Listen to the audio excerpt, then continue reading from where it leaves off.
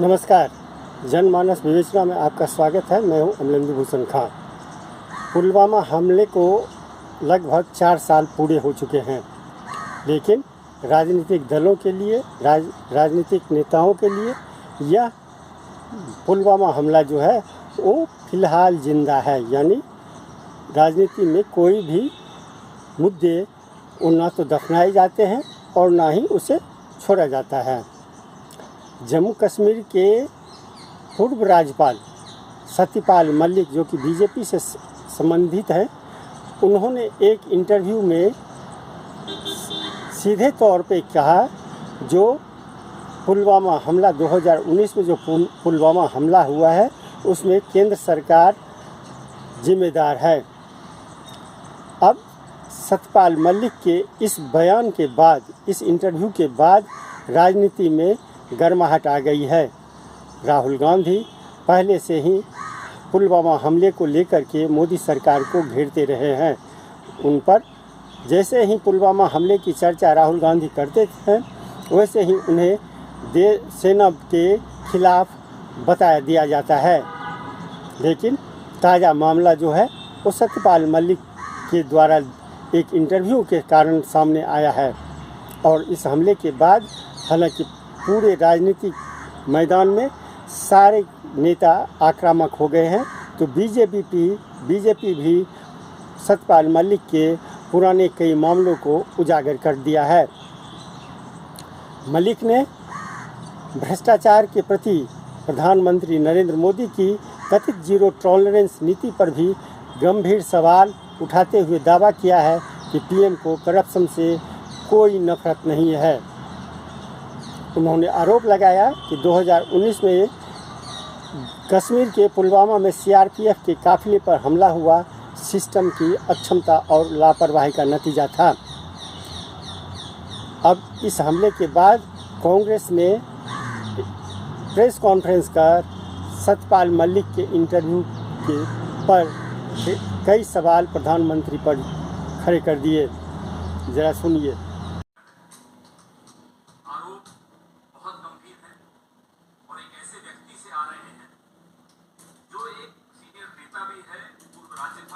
पवन शर्मा भी सारा कुछ समझ ट्रोल तो है नहीं, उनकी बात को नजरअंदाज कर दिया जाए।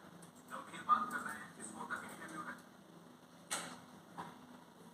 4-5 उन्होंने महत्वपूर्ण और प्रमुख मुद्दे उठाए, जो कोर्ट अभी आपने उनका देखा कि मैं सेफली कह सकता हूं प्रधानमंत्री जी को करप्शन से बहुत नफरत नहीं।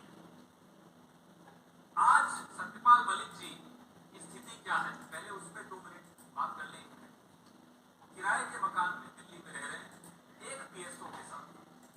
हमें मालूम है प्रधानमंत्री जी को सत्य की आवाज से ज्यादा मधुर गुलाम की आवाज लगती है, तो सत्यपाल जी को एक पीएसओ दे रखा।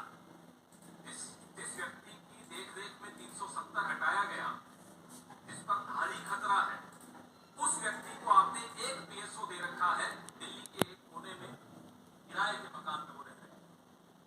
आप अपने कुछ समाज में जहर खोलने वाले एंकर्स, ऐसे फिल्म निदेशक जो आपकी चाटुकारिता करते हैं, और ऐसे अभिनेता जो आपकी स्तुतिगान करते हैं, उनको आपने XYZ अलग-अलग तरह की सिक्योरिटी दी। सत्यपाल मलिक जी को आपने क्यों छोड़ दिया है ऐसे खतरों के मुंह में? पहले जब गोवा के राज्यपाल थे और भ्रष्टाचार फिर उन्होंने आपकी संज्ञान में कुछ जानकारी लाई, तब आपने क्या किया? आपने न केवल नजरअंदाज किया, आपने उनको आनंद फानंद में हटा दिया। स्पेशल एयरक्राफ्ट भेजा कि जल्दी से जल्दी उनको गोवा से शिफ्ट कर दिया जाए, मेघालय भेज दिया जाए, जहां भी भेजना था वहां। पुलवामा पे जो कहा उन्होंने, तुम चुप रहो,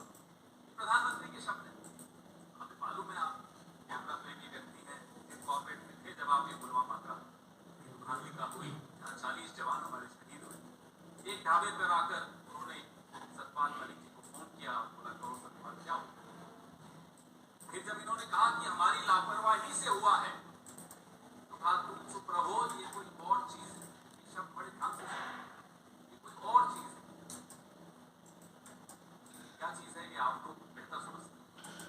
सतपाल मलिक जी ने कई चीजें कही हैं और कई चीजें कहते कहते रुक गए हैं। उनकी चुप्पी बहुत बड़ी खबर बनती है। तो उन्होंने कहा उससे भी बड़ी खबर उनकी चुप्पी में बनती है। कहाँ वो चुप हो जाते हैं, कहाँ वो शब्द रोक देते हैं, कहाँ वो लिहाज रख रहे हैं, ये सब समझने वाली बात है। एनएसए की क्या भूमिका रही? एनएसए ने भी इनको सलाह दी कि इस पर आप कुछ मत बोलिए, लापरवाही के बारे में कुछ मत बोलिए। जिस देश का प्रधानमंत्री अपने 40 सवाल उठा रहे हैं, अदानी बहुत उठा रहे हैं, बहुत सही सवाल उठा रहे हैं और प्रधानमंत्री उनमें से एक भी सवाल का जवाब नहीं दे पा रहे। एक अकेला पूरे लोकतंत्र पर भारी। ये इस पूरी कहानी का जिस्ट है, का निचोड़ है। खुद ही इंडियन यूथ कांग्रेस के राष्ट्रीय अध्यक्ष बीबी श्रीनिवास ने मीडिया पर तंज कसते हुए लिखा, पुलवामा हमले की सच्चाई के बारे में जम्मू कश्मीर के पूर्व राज्यपाल और बीजेपी नेता सत्यपाल मलिक द्वारा किए गए बड़े रहस्योद्घाटन पर भारत के कितने राष्ट्रवादी मीडिया चैनल प्राइम टाइम में बहस कर रहे हैं? क्या कोई है? यानी गोदी मीडिया पे उन्होंने सवाल खड़ा कर दिया। सत्यपाल मलिक के इन आरोपों के बाद सोशल मीडिया पर विपक्षी दलों के साथ कई अन्य लोग भी सवाल खड़े करते हुए इंटरव्यू के क्लिप ट्वीट कर रहे हैं। आम आदमी पार्टी ने ट्वीट किया, मोदी जी अगर केजरीवाल भ्रष्टाचारी है तो दुनिया में कोई ईमानदार नहीं। सत्यपाल मलिक ने जो भी बोला, मोदी जी को भ्रष्टाचार से कोई परहेज नहीं है। जो सर से लेकर पैर तक भ्रष्टाचार में डूबा हुआ है, उसके लिए भ्रष्टाचार क्या मुद्दा होगा। टीएमसी नेता महुआ मोइत्रा ने लिखा, जम्मू कश्मीर के पूर्व राज्यपाल ने एक बहुत स्पष्ट इंटरव्यू में पुलवामा के पीछे के झूठ से पर्दा उठाया है। इसमें बताया गया है कि आरएसएस का आदमी अदानी के लिए कैसे रिश्वत देता है। मुख्य धारा के चुनिंदा मीडिया संस्थानों में इस बारे में खबर प्रकाशित होने का दावा करते हुए उन्होंने कहा कि भारत का मीडिया संस्थान कब तक रेंगता रहेगा। मीडिया संस्थानों पर भी महुआ मोइत्रा ने सवाल खड़े किए हैं। मलिक को लेकर हो रहे हमले पर बीजेपी भी चुप बैठने वाली नहीं थी। बीजेपी के आईटी सेल के प्रमुख अमित मालवीय ने सत्यपाल मलिक पर निशाना साधते हुए कहा, कई ट्वीट किए हैं।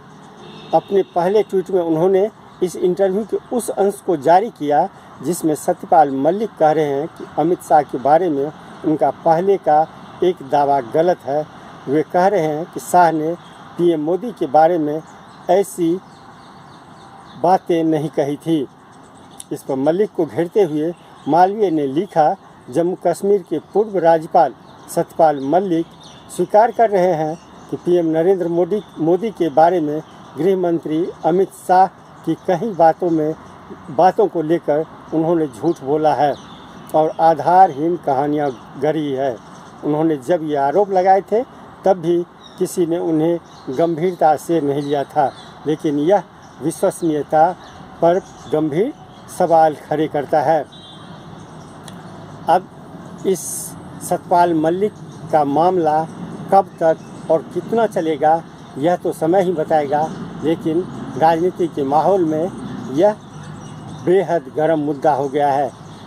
आप जानते हैं अरविंद केजरीवाल से भी ईडी और सीबीआई पूछताछ करने वाली है, जबकि सत्येंद्र जैन और मनीष सिसोदिया उनकी पार्टी के जेल में बंद हैं। इसी तरह से बीजेपी सीबीआई और ईडी के सहारे विपक्षी दलों को डराने का काम भी कर रही है। इसको लेकर के सारे विपक्षी दल एकजुट हो रहे हैं। अब विपक्षी दलों को नया मुद्दा मिल गया है, सत्यपाल मलिक। यह कहां तक जाएगा यह तो समय ही बताएगा। लेकिन आज के लिए बस इतना ही। हमें दीजिए आज्ञा। नमस्कार।